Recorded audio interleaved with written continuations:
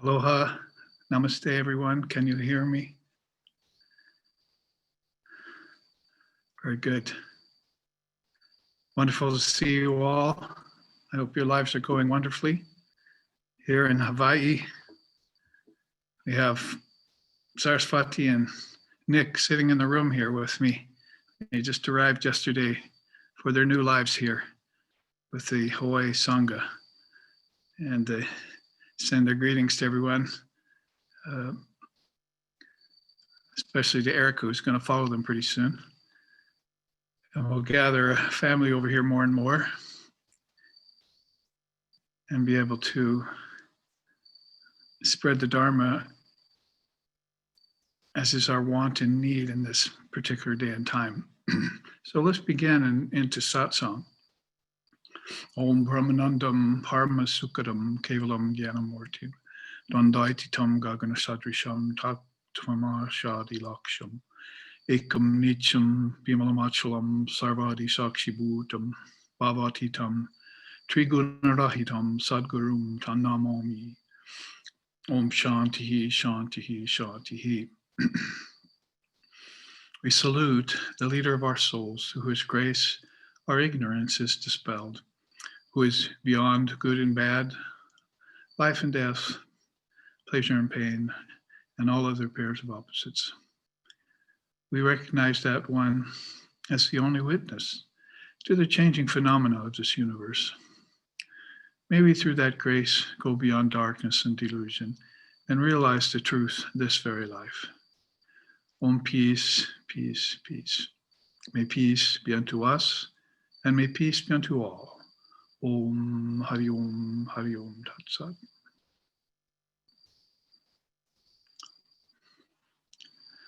One of the favorite slokas of my Guru, Swami Sheshanandaji Maharaj, peace and blessings be upon him eternally.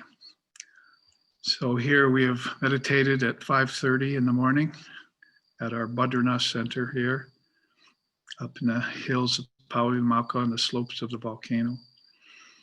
And then we are getting ready for this satsang. We'll have our breakfast after. And tomorrow then we'll take Saraswati and Nick to their new location, their new home, and see what that's like. It's not far from here, just on Kalopa. It's a beautiful area there. I think they really scored to get a house in that area. So they're just going to be a few miles from me. So we'll be able to meet for teachings and satsangs and private meetings too, which is good in this day and time of advanced technology.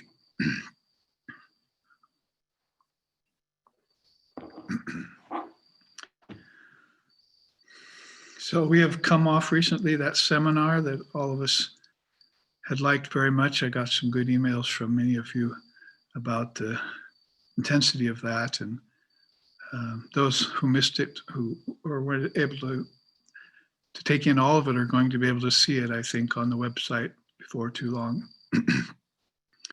And we will go on with more of those, two or three a year, if not more, as this COVID pandemic, as they're calling it, advances or declines, as the case may be.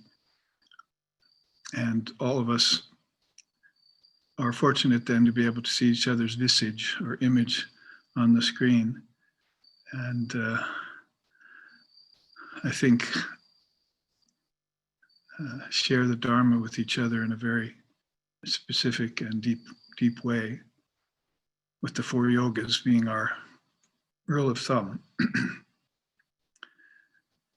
So many of you probably have come already with questions, because that's what satsang is. So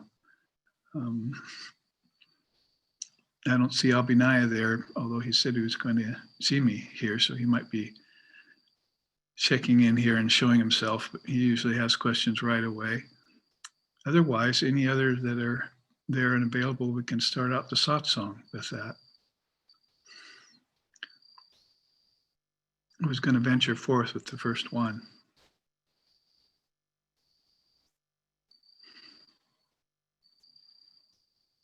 You see, satsang doesn't depend upon me The classes, I just start talking, you listen. But in satsang, you start talking and I listen. All right, so we have a question. Dadrupa? Yeah, Was question? that you? Okay. Yes. Please What do. is the benefit of doing different kinds of mantras in meditation? Well, the word mantra is a wide definition. I mean, all the slokas that we're reciting, they're also quite often called mantra. So slokas, mantras, sutras, suras, if you're looking into the Quran. But in a more specific way, for something that you get from your teacher, I would say that there's not a lot of benefit and a lot of confusion to recite different mantras. You should only be taking one mantra, and that should come from your soul teacher that you've gotten initiation from, and then you should be using that to get free, because that's how your teacher did it. So the mantra comes down a line of succession. It's called Guru Parampara, and they get the mantra from, like my teacher got the mantra from Holy Mother, and then he passed it on to me, and then I passed it on to some of you. So it's all the wisdom in mantra is right there in non-dualism, just one. And the tendency of people, and I don't think it's unnatural or necessarily harmful. Occasionally, someone has come to me and said, "Oh, I really like Ganesha. Can I have a mantra for him?" And I'll say, "Well, I know a couple mantras from Ganesha I got in India. I could give you one, but I think basically, if I do, you have to promise me just to use it once in a while, like when you're offering Ganesha image of flower on the altar or something. But you should always just keep up the mantra I gave you to Sri Ramakrishna or to Holy Mother." I asked a Swami once, because I wanted to know if they got a mantra to Vivekananda when they took sannyas. And then the Swami looked at me and said, "No, Babaji, we don't get mantras. We get Mahavakyas." So Mahavakyas are four. There are four of those basically, four main Mahavakyas, and I think there's a bunch of minor Mahavakyas too. I've actually gathered them on a chart, but those are such things as Tattvamasi and Aham Brahmasmi and Ayamatma Brahma, which so there's a good case right there. You see, my mother had her read the gospel. A lot of you are telling me about your mothers lately and how they're beginning to show up at Vedanta centers and come and see us all in our events here in SRV. It's very wonderful. But my mother, I had her read the gospel and introduced her to the path. Pretty soon she wanted something deeper, so I gave her the mantra. Very fortunate to give my mother mantra. And then we were reading the gospel one day, and Sri Ramakrishna started talking all gloriously about the four Mahavakyas, Maha, great Vakyas, sayings. And she said, "Oh, what are those? I like those." So I thought to myself, "Oh, here we go." See, so pretty soon I told, when I mentioned Ayamapma Brahma, she really just all of a sudden perked up. "What's that mean?" So I told her the meaning and told her basically Mahavakyas are just to be recited once. And in the old days, it was like once, and then you got enlightened, because they didn't give you the great saying until you were just on the verge of enlightenment. But it's not something you repeat over and over again necessarily, like a mantra. So a Mahavakya is more like something that you're given that breaks the camel's back, that last straw, as it were. And a mantra is more for people who are purifying their mind in order to get ready to understand the great teachings of the Mahavakya. So all of that on mantra, but to answer the main question, I don't think there's much wisdom in doing many mantras at all. Just do one.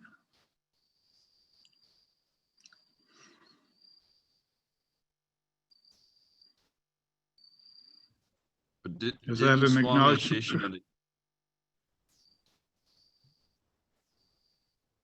I'm sorry, you cut out. didn't some Swami Sheshananda gave you both mantras, right? So you've done both mantras?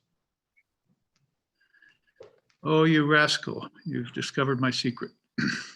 So, yes, that was because I think he knew I was destined to share the Vedanta as a guru. I don't really like the word guru either. I prefer acharya. So, but he asked me in my initiation who I preferred, mother or father, and I said mother, and so he gave me Holy Mother's mantra. And he said, but you should always also take Sri Ramakrishna's mantra, and he gave me that. And so yes, I walked away with two. But in that case, you see, and Holy Mother said it herself, we are two. We two are one. We're the same being. It doesn't matter which one you say the mantra to. We're both receiving it. So that's actually a blessing in our tradition, is that we have actually three great beings who are our ideal. It's rather unprecedented as far as having a highest ideal that's split in three ways. There are other traditions and darshanas and sampradayas in India that have one great source that you meditate on or pray to and so forth. But in our case, we have three as one. So it's a very beautiful, you might call it a facet of the new dispensation. And they were calling Sri Ramakrishna's advent in 1800s in Bengal the new dispensation. Some of them began to wake up and realize that it was actually Rama and Krishna who had come again as Ramakrishna.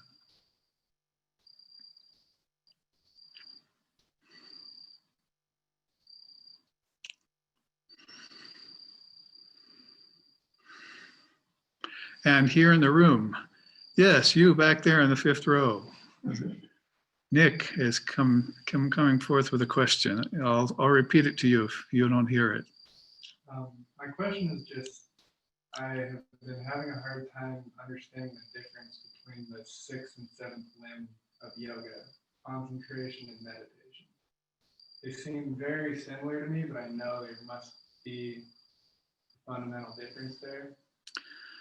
Oh, so what he's saying, and it's a technical question, it's a very deep one, is that he's having a hard time seeing the difference between the sixth and seventh limb of yoga. So you know the sixth limb is dharna, which is all important concentration, and then the seventh limb is dhyan, which is meditation.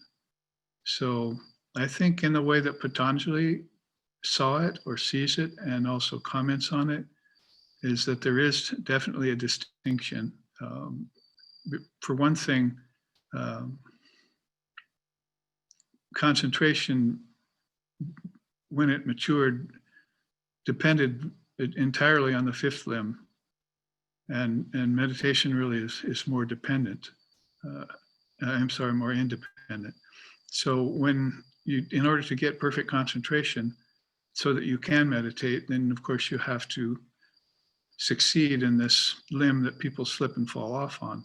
It's, if you looked at the 8-limb yoga and people are trying to climb it and get the fruits at the top, as Sri Ramakrishna said, then they reach that fifth limb and it's all mossy and slippery. And so they fall off it. So we're seeing that happen a lot to Americans and Westerners, is that they're not able to withdraw their mind from sense objects. And really the going gets very good in the seated samadhis level of yoga. Those of you who are studying that with me, you know what I mean, is when objects become important alambanas, not really a word for alambana, but important alambanas in the process of meditation. So you're really practicing meditation before you're meditating. And probably many of us have been doing that with the lower limbs of yoga already, is that before we're even very versatile at fully mastering the yamas, niyamas, and have got pratyahara under control, then we're jumping into meditation early. So that's the kind of experimental way, sort of like dating when you were in high school. You know, they allow you to look around the pool of men and of boys and girls to see who you want to date, you see. So people are meditating kind of like that. They say, oh, I'm just going to sit down and meditate, see what happens. And it's actually kind of problematic because there's really no meditation teacher out there. And meditation is specific to the individual. So there's no one who can tell you how to meditate. They can just do what Patanjali did and tell you how to get an asana and sit on it and breathe, focus your mind on Om and still your breath, and don't look around. That would be pratyahara. I'm quoting right out of the Gita right now. Don't look around, just sit on your asana, take the senses inside like a turtle withdraws its limbs inside. You remember all those beautiful teachings in the Gita. So if you put those all together, and I have side by side, it's almost just like Patanjali's 8 limbs, or at least 6 of them. So he's advising you to do that. And so the problem with sporadic meditation like that is that if they haven't read the Gita, or if a teacher hasn't brought out those teachings, then they will sit with their eyes closed and not know what to expect. Well, that maybe is to be expected. It's to be expected not to know what to expect. And so in that way, it's a crapshoot, as one of my friends likes to use that expression. So you don't know what you're getting when you go inside. And if you've done your purification, which they want you to do, which happened back in the yamas and niyamas, didn't it? Those practices you did, like nonviolence and satyam and various things, then you're pretty much, your boat isn't adrift when it comes to the ocean of concentration, meditation. And it doesn't float around with no rudder, Holy Mother said. Says meditation is the rudder to your boat. So she obviously holds it in very high import. But that's real meditation she's talking about, that you've been able to attain by concentration. And you can start watching the 4-part class series next Sunday. We have a Sunday off tomorrow. That's called Neti Neti, the path, and Viveka, the tool.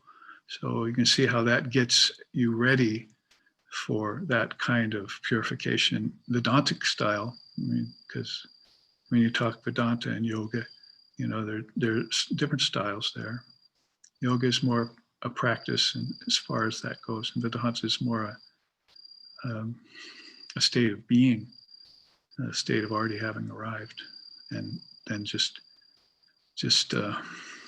tucking in all the corners of the bed, buttoning up the vest, and getting on with spiritual life.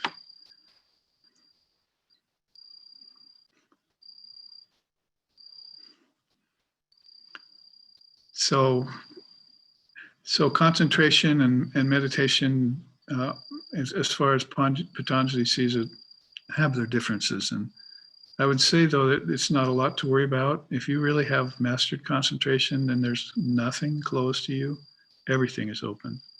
That's, if it weren't for the fact that we're in the Kali Yuga and that we haven't been given the Dharma in the West, and a whole bunch of other factors of Maya that have leached into our lives. If it wasn't for those facts, then concentration would be the most important of all limbs. But it's not because we have to do pratyahara. We're not qualified yet because we're still chasing after objects in the wrong way. Erica has a problem. So since the retreat, I've been thinking about fasting of the heart, or longing, this intense longing for the truth.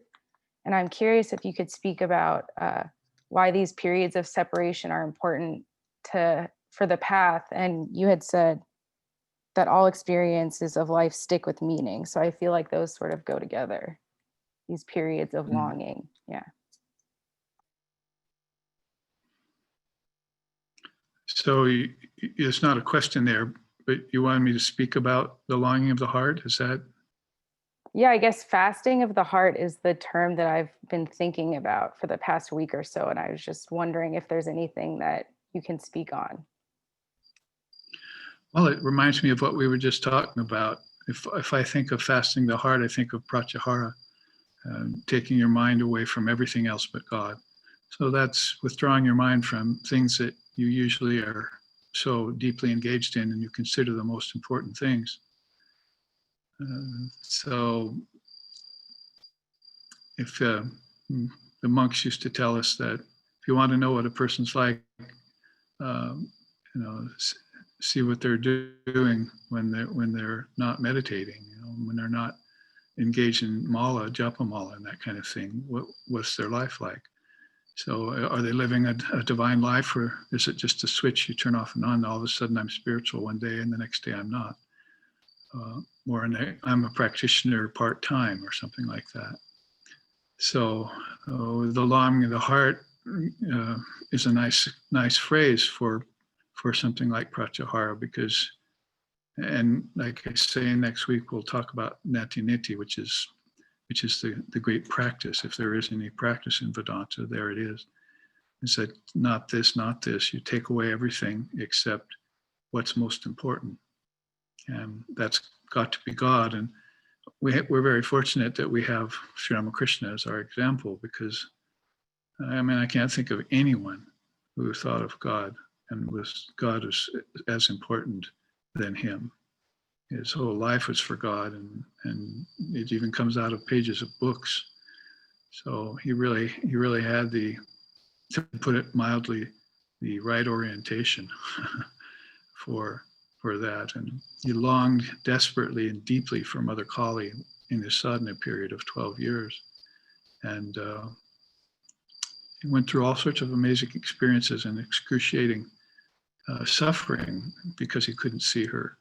And his days were like that, his nights were like that.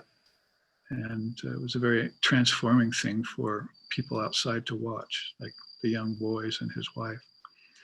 So we have him as a great example of how just to love God above everything else. And so you would practice the longing of the heart for that. See what was the greatest thing in all of your life, what couldn't be any greater, what you love the most, and be honest with yourself, and see if you do love things of the world more than God, then, well, we used to say that you just try and shift the barometer point by point. If you love God 20% and you've got 80% for the world clinging to you, then you start increasing your love for God and decreasing your love for things, for objects. And of course, objects is a broad topic too. Everything from possessions and lands to and relationships and various things that people are going through in speedy fashion. They're just like devouring things, and then they pass by and they want more. So that's called satiation never comes. My teacher, Swami Sheshananda, that was one of his yearly talks. I think I'll give that talk, Satiation Never Comes Again. And so we had to hear what he meant by that. And it was pretty obvious. Of course, him being a monk, he was a good qualified person to speak on that. So whatever it takes to get the longing of the heart to mount up, Sri Ramakrishna would say people cry, and this is one of the images I'm working on for one of the God blogs, trying to find somebody to create an image like this, as a man sitting crying tears into a jug, and another man sitting and just crying one tear into a crystal glass.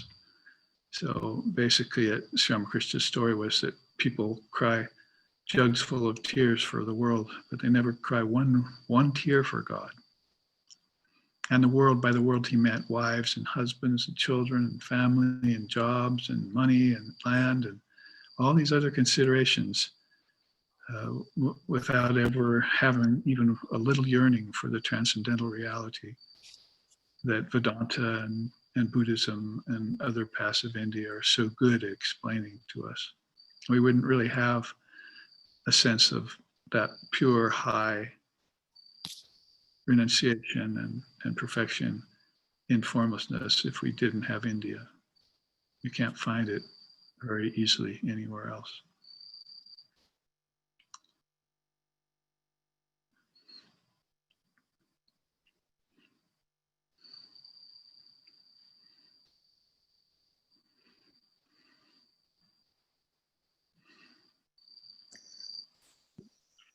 Babaji? Yes. Nivedita isn't able to use her microphone and she's written a question in the chat. Oh, she wrote it to me privately. I hope I get this right, because I think there's a typo in here. Wouldn't the ultimate goal be to be in a type of meditative state all the time? Did I do that right? Yes, I see you on the screen, Nivedita, but I can't see your face. But we've gotten your question now.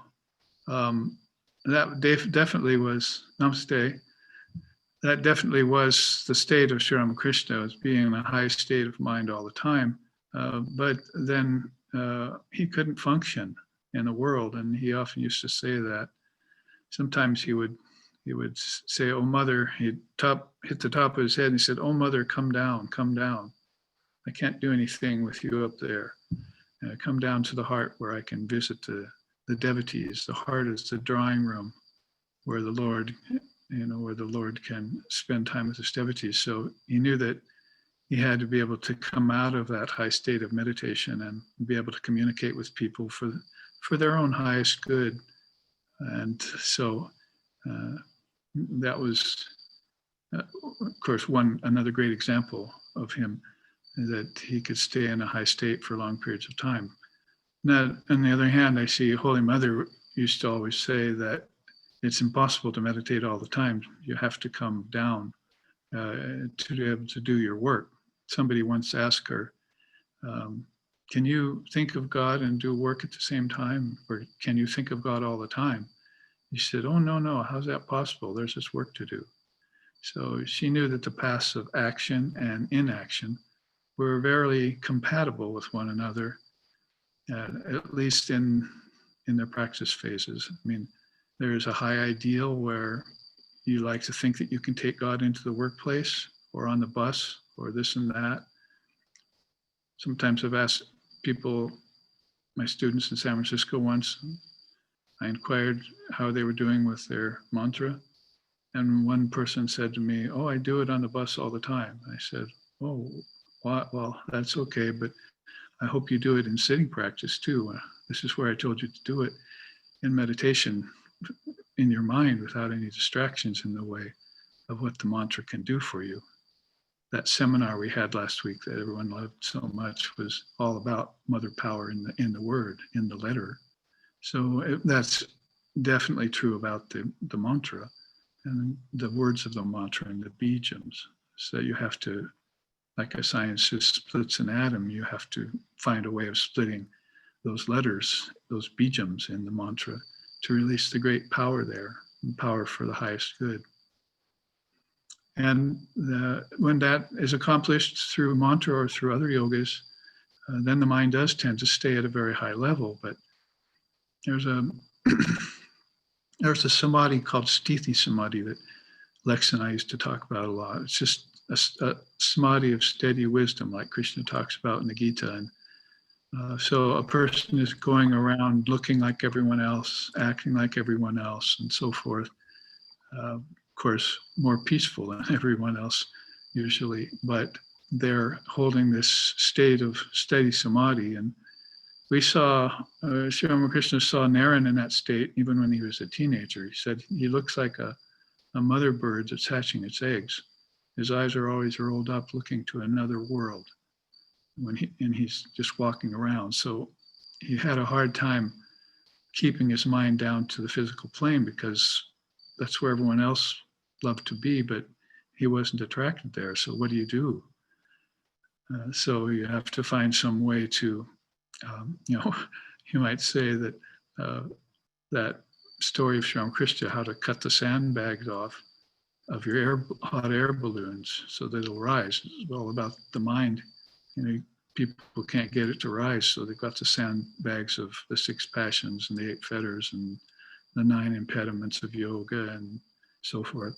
These are all sandbags. So when you go into meditation, that you would have to start cutting some of them off in order for the hot air balloon to rise. I mean, that might be a practice of longing of the heart. You see, fasting of the heart.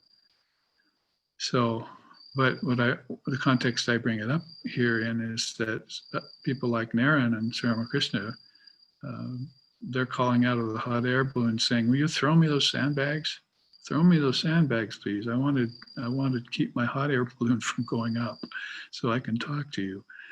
So their tendency is in the opposite direction. They're having a very hard time keeping their mind focused on the quotidian world, the mundane human conventional runs of things that people are so all excited about. And even the intellectuals are all excited about some new discovery out there in space.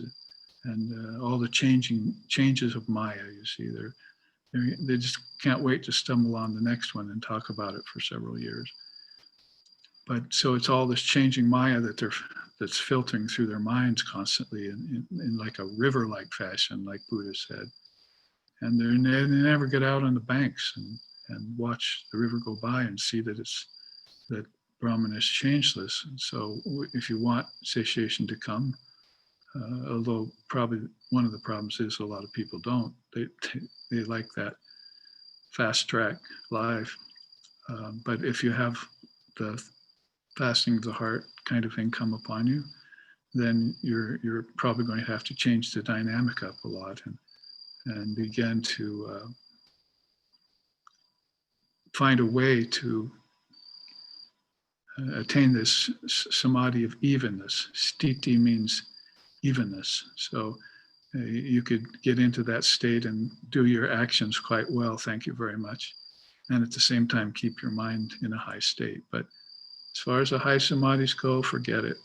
The further you go away, the further you go towards Brahman, the further you go away from the world. So there'll be a time in samadhis that the world will just disappear as of no significance whatsoever. And of course, that'll also happen at the time of passing from the body. So at the time of passing from the mind in meditation, or the time of passing from the body in what they call death, then people are having this experience of the whole scenery changing. The Tibetan Buddhists are very good about talking about that bardo. Bardo means a space of time between your last, from time of death, some 24 days or so in 3 sections, to where you get a chance to prove yourself if you can merge into the light of Buddha light, or if you can't, what worlds you get assigned to if you can't, or if you have to come back to earth and live out karmas that you didn't work out.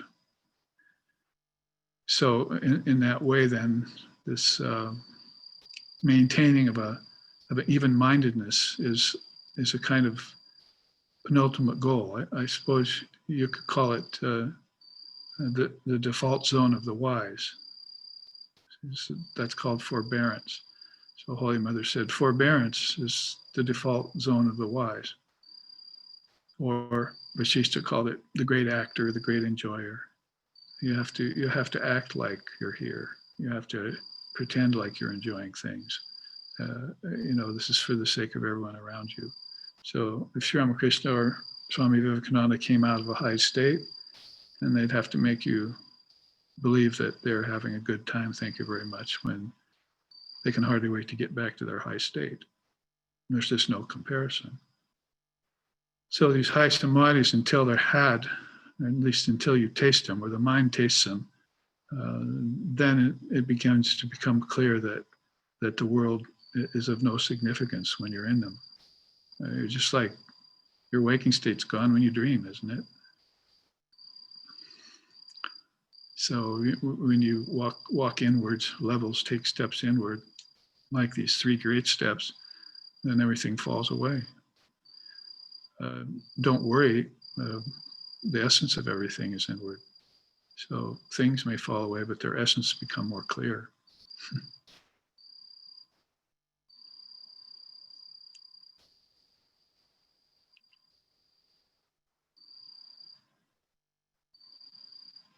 You're very welcome.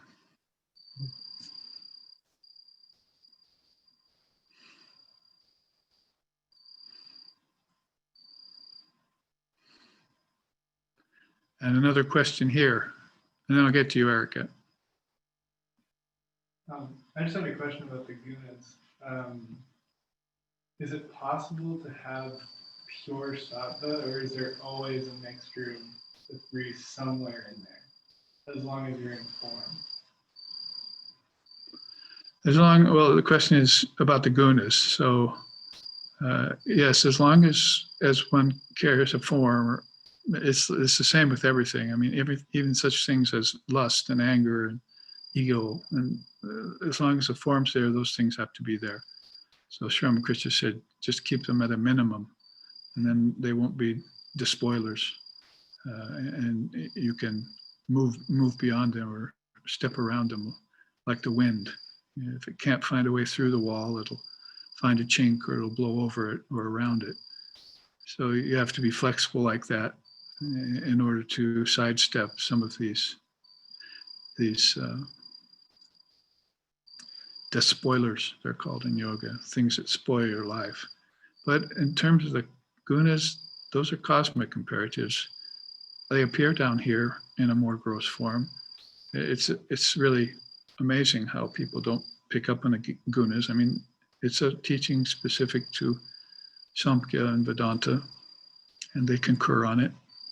So when the gunas have a very powerful role to play when everything breaks into manifestation.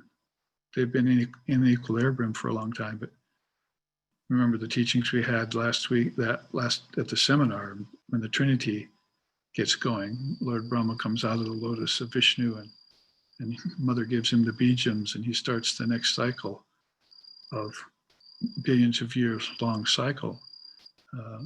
Then at about that time, the gunas were held back in abeyance because there was no form and no name.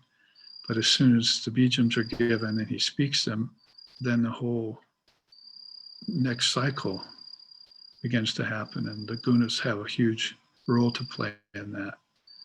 Everything was in equilibrium. Now it's going to break into activity, and then there's going to be a lot of heaviness to it, a lot of weight.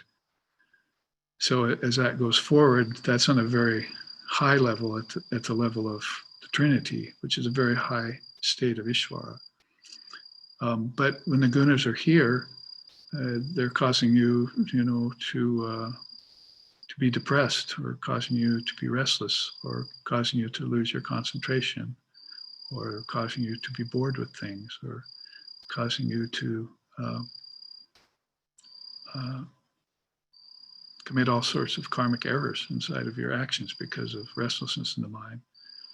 So what I'm saying is that those gunas are rather invisible even here in their gross state. So how are people ever going to understand that they're 3 of the main constituents of the beginning of a cosmic cycle? So for the individual, then we take stock of the 3 gunas and watch ourselves with them over time. If you can have many gifts and lots of potential and high intellectualism and scholarship and various things, but until you start watching the gunas, you're probably not going to become aware of a witness in you. The ego is taking all that intellectual to itself, and it's taking all the things that should really be given to the Lord, taking it to itself. And so in that way then, coming aware of the witness in oneself, we'll see the passing of the gunas, and that'll be one of the things that gives you world weariness. You'll want off. Talking to someone yesterday, and I said, well, it's been sunny here, so I could go mow the lawn. But then the lawnmower stopped working. Then I got the lawnmower fixed. It started raining. And what's that all about? And the person said, that's Mother telling you not to be here anymore. It's tiring. Maya's tiring. So a soul will reach a place where they'll want to eat a hasty treat out of this world, out of the three worlds, really. And the gunas are going to have a lot of role in that realization that you want to reach a transcendent goal, like through meditation and so forth. Or you have longing of the heart, that hunger of the heart, or fasting of the heart. That those things are all signs that Mother is calling you within. The divine is calling you back home. Remember, that's the first book our founder, like Sixin, ever wrote. It was called Coming Home. Before he was, while he was still apprenticing Swami Nikhilananda. His pictures back here behind me. So we all need to come home, or we will be called home at some time. Hopefully we've left enough bridges behind without burning them, and left the roads, the nadis clear, so that we can easily return when the time comes upon us. And Erica, you had another question? I was just hoping that you could speak on the occult powers, because I've heard Annapurna say that the way you describe them is more ordinary, because they seem more fantastical to me, I guess.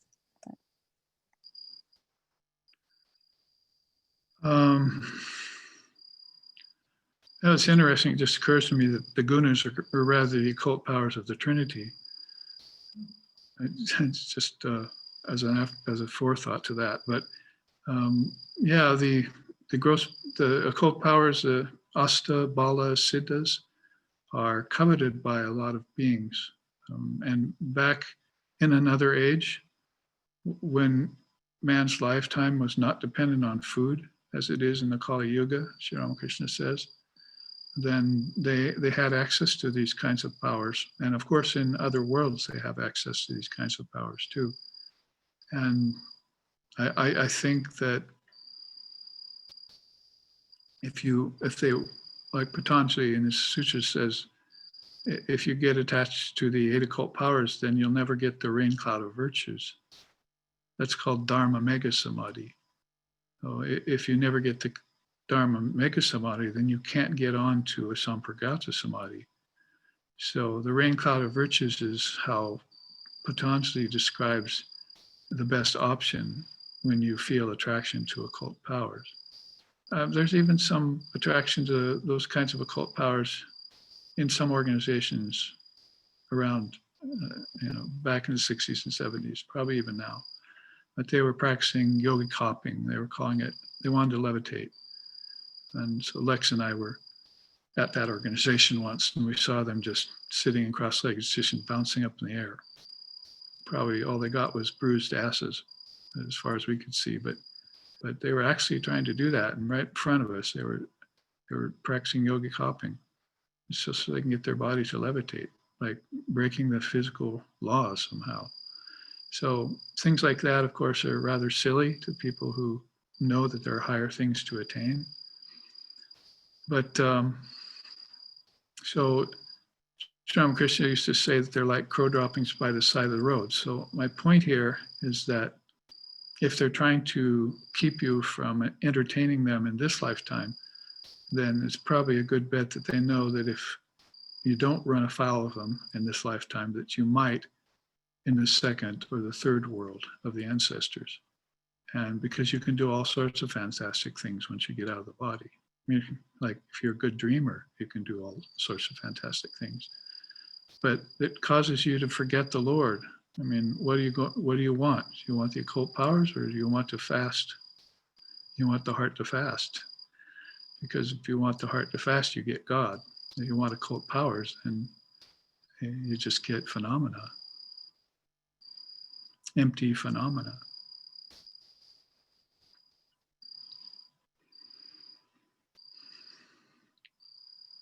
Anima, lagima, vashayita, levitating, domineering over others. I mean, in another world, that's gods against asuras. That's battling for cloud castles in the sky.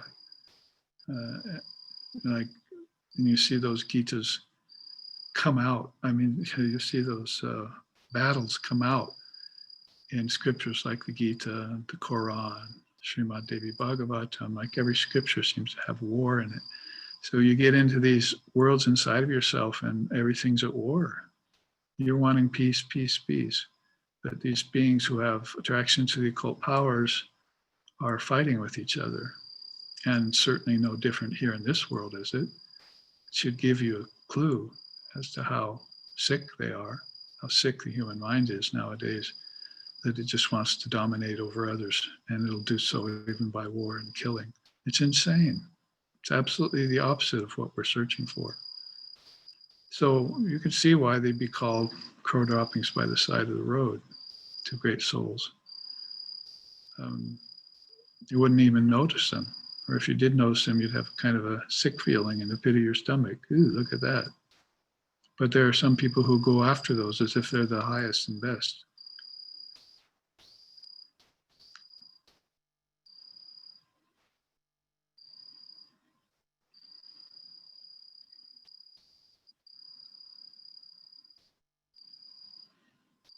That's probably the most pervasive and obvious one if you want to make a connection from ancient times, that is another yuga, Dwapara or Treta Yuga, and today, is that, is that the power to dominate is one of the most pervasive of all problems of all the 8 occult powers. I mean, to make yourself beautiful, to attract others, that's one occult power. To be able to gain everything you could possibly enjoy without any impediments in the way is another occult power. So you can see, if you just define them in the old way that they do in Sanskrit and then apply them to today, you see people out there running around doing those very things. They want a pathway to unadulterated and bizarre pleasure that they can have all the time without any impediments in the way. What does Father of Yoga say about that? That's the 7-fold road to ruination that Krishna talks about in the Gita. They come upon some power that's bigger than them that keeps them from getting what they want, and they get frustrated.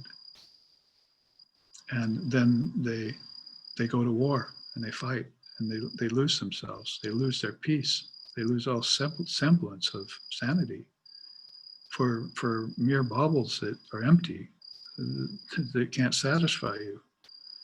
And so you just look at them, they probably like to see us look at us, scratch our heads like, what are they doing down there? What got into their heads? So don't get me started talking about the occult powers, but they can make, make this earth a hell on earth, and do. But in the olden times, they had much more profound, greater ramifications to them. And of course, there are teachings that people who have slightest hope that maybe they'll get occult powers can sometimes say that, yeah, well, Sri Ramakrishna got occult powers, but he never used them, or seldom used them. Christ used them, they say. I say something like that in the hands of a great soul like that. Who am I to criticize? They know what they're doing. Why should I step in and say, oh, you have an occult power, Jesus, shame on you?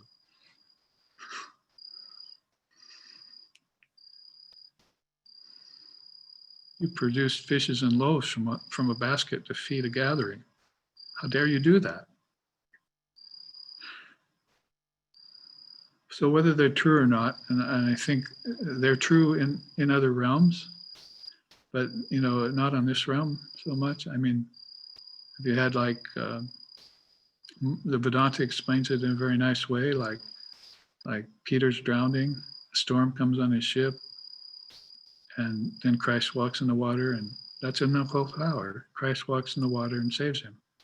But it wasn't Jesus who walked in the water. Jesus was somewhere meditating. Came to know that his devotee, Peter, was in a horrible state and sent his subtle body across the water so that Peter could save himself. Oh, Jesus is coming for me. All of a sudden, he felt empowered, see, and he pulled himself out of the drink and got back in the boat. So there are practical explanations for things like this. And on the physical realm, I would say you're better off using them. And but don't count them out, because on other realms, they happen. There are people who actually can bring powers out of another realm and make them happen here. So that's tampering, and that's some metaphysical tampering that we don't want anything to do with. Tell us what Swamiji said about occult powers. Something specific, you mean? Well, when he said that Sri Ramakrishna asked him. Yeah, so Loke is saying, tell us what Swamiji said about the occult powers. So yes, Sri Ramakrishna had gathered them. That's a bad word to use. They accumulated in him. So, and Patanjali says that too. He says, if you practice these exercises, they awaken power in you. Yoga is all about awakening power in you. So, be careful, because we know what power can do. But the yogic powers are different than the worldly powers people seek after, for number one. Number two is that if a great soul like Sri Ramakrishna is going into samadhi and coming back to the body, going into samadhi, coming back to the body, then things attach to him. It's just like if you walked through a thick woods or something, you'd come out on the other side with a few ants on you and a spider and some twigs in your hair, and see, so things attach themselves to you when you made your way through the forest. So coming out of a high state of consciousness like that, a great like Ramakrishna, things come running to attach themselves to you. So the eight occult powers came to Sri Ramakrishna, so he never used them. So he called Naren, the young Vivekananda, in the room one day and said, Naren, I've got these occult powers that are, I have here that just accumulated. I never used them, but I wondered if you wanted them. And so Narendra was like, wow, this is amazing. He knew the master couldn't tell an untruth, so he knew what he was saying was true. So then Naren said, because he was very careful, he said, well, will they help me in my spiritual life? Because you can see where Naren's coming from, and always was. And Sri Ramakrishna said, no, they probably won't help you in your spiritual life. In fact, they could be a great danger to your spiritual life. And Swamiji said, no, well, I don't want them then. You keep them. I don't want them. So, and Sri Ramakrishna laughed and said, I was just testing you. I wanted to see what you would do with an offer like that. Because you know what most people would do with an offer like that. And just take their irises out and put dollar signs there. That's what they'd do. Ka-ching. They could have all 7 other occult powers by getting that one. Satisfy all desires, get all money, domineer over everyone, have your foot on the heads of your enemies, as Bhartrihari says.